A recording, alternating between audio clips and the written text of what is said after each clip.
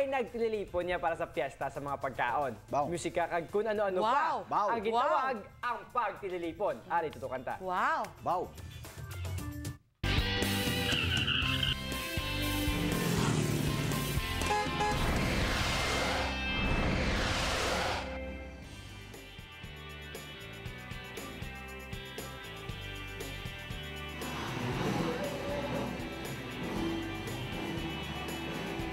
Agud hanason ng mga estudyante sa ilang marketing skills, isa ka aktibidad ang ginpatigayon sa mga fourth-year student na nagkakuha sang kurso ng marketing sa St. Paul University College of Accountancy and Business.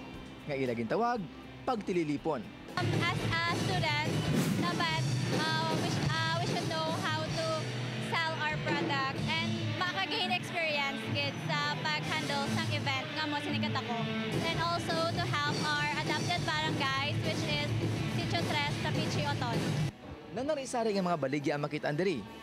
Kung trip mo nga mag-shopping, may ara man mga bayo, bags, kag accessories nga swak sa imong mga budget.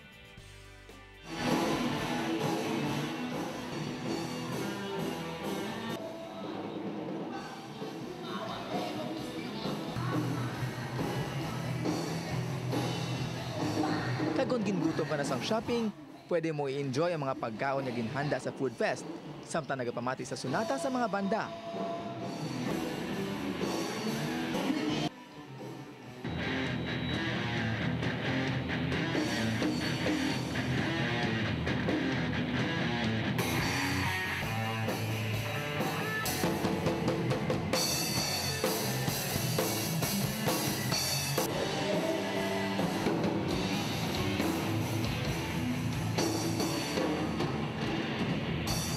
Subject requirement ini nga kinahanglan nila i-comply agud sila makagraduate.